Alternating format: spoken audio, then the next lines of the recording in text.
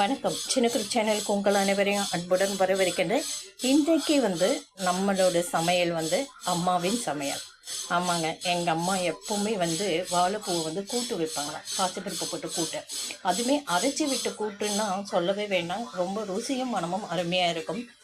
வாழைப்பூ 2 நாள் பூ, அதை லைட்டாக கருத்து இருக்கு. நான் மோரில் கட் பண்ணி போட்டேன். இப்போ வீடியோக்காக அது பிளேட்டில் எடுத்து வச்சுருக்காங்க.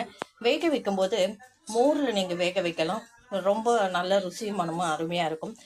கொஞ்சம் தண்ணி கொஞ்சம் மோர் கலந்துக்கோங்க. தேவையான பொருள்: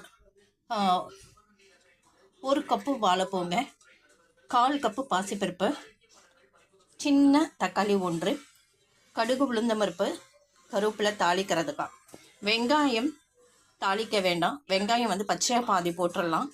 1 வெங்காயம் எடுத்திருக்கேன். தேங்காய், ரச சீரகம், பூண்டு இதெல்லாம் மிக்ஸி ஜாரில் நம்ம அரைச்சிக்கலாம். கொஞ்சம் வெங்காயமும் போட்டு அரைச்சிக்கலாம். மஞ்சத்தூள் போட்டு தான் நம்ம வேக வைக்க போகிறோம். முதல் குக்கரில் என்னென்ன சேர்க்கலாமோ அதை சேர்த்துடலாம். குக்கரில் நான் மஞ்சத்தூள் சேர்த்துருக்கேங்க. அதில் வாழைப்பூவை சேர்த்துடலாம்.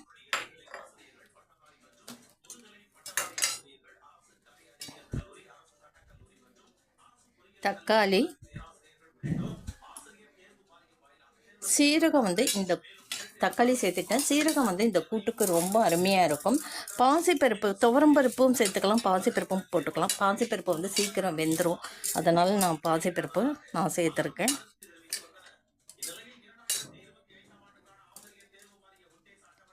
இது அப்படியே இருக்கட்டும். பச்சை வெங்காயம் அப்படியே சேர்த்துருங்க. பச்சை மிளகாய் 1 பொடியாக கட் பண்ணி நான் சேர்த்துருக்கேன்.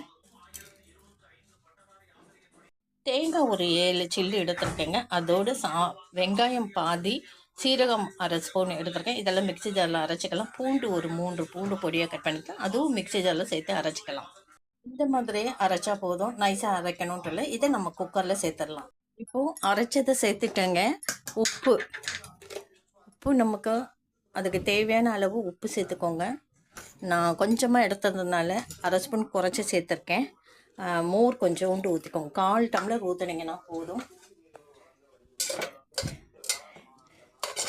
இன்னும் கொஞ்சம் தண்ணி சேர்த்துக்கலாம், ஏன்னா அந்த பாசி பருப்பு நல்லா வேகணும். மோர் 1/2 டம்ளர், தண்ணி சின்ன கப்பில் ஒரு 1/4 கப்பு தண்ணி விட்டுருக்கேன். உப்பெல்லாம் சேர்த்தாச்சு, கலந்து விட்டுக்கோங்க. சீரகம் இந்த கூட்டுக்கு ரொம்பவே முக்கியமானது, அதுதான் மனமும் தரும். வெங்காயம் எல்லாம், பச்சை வெங்காயம் எல்லாம் அதிலே சேர்த்துட்டேங்க. இப்போ மூடிடலாம். நமக்கு 4 விசில் வரணும். வாழைப்பூவும் வெந்துடும், பாசிப்பருப்பும் வெந்துடும். வேகட்டும், பார்க்கலாம். நீங்கள் நான் ஊற்றின தண்ணியோட இன்னொரு 1/2 கிளாஸ் கூட நீங்கள் சேர்த்து விடலாம்.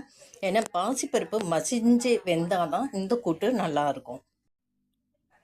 அடுப்பத்தை வச்சு வானலில் வச்சுட்டு ரீஃபைன் ஆயில் 2 ஸ்பூன் விட்டுருக்கேங்க. இதில் கடுகு உளுந்த பிறகு கருவேப்பிலை சேர்த்துடலாம். கடுகு உளுந்தம்பருப்பு கருவேப்பிலை சேர்த்துட்டேங்க. அது நல்லா பொரிஞ்சு வரணும். நான் காரத்துக்கு ஏற்கனவே ஒரு பச்சை மிளகாய் போட்டிருக்கேன், எனக்கு அந்த காரம் போதுமானது. உங்களுக்கு காரம் இன்னும் வேணும்னா வரமிளகாய் 1 போட்டு அதையும் தாளிக்கும் போது தாளித்தம் செஞ்சுருங்க. வரமிளகாய் போட்டு வறுத்துட்டு இந்த கூட்டை நம்ம அதில் சேர்த்துடலாம். இது தாளித்தமாகட்டும்.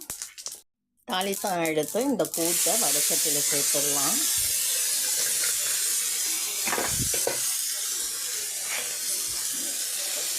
சூப்பராக அம்மாவின் பாசிப்பருப்பு வாழைப்பூ சேர்த்து கூட்டு ரெடி ஆகிடுது. இது மதுரை ஸ்பெஷலும் கூடங்க. மதுரையில் சீரகத்துக்கு முக்கியத்துவம் கொடுப்பாங்க.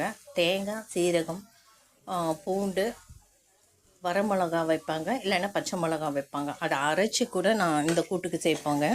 நல்ல ஒரு மனம் தரும். அவ்வளோதாங்க. இந்த தண்ணி கொஞ்சம் வத்திட்டுனா போதும், ரொம்ப வற்ற வேண்டாம்.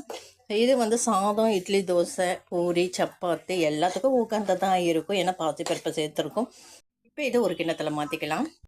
சூப்பராக அருமையாக அம்மாவின் பாசிப்பருப்பு வாழைப்பூ கூட்டு ரெடி ஆகிடுது. மதுரை ஸ்பெஷலும் கூட. இந்த வீடியோ பிடிச்சிருக்கா லைக் பண்ணுங்கள், ஷேர் பண்ணுங்கள், சப்ஸ்கிரைப் பண்ணுங்கள், கமெண்ட் பண்ணுங்கள். நன்றி.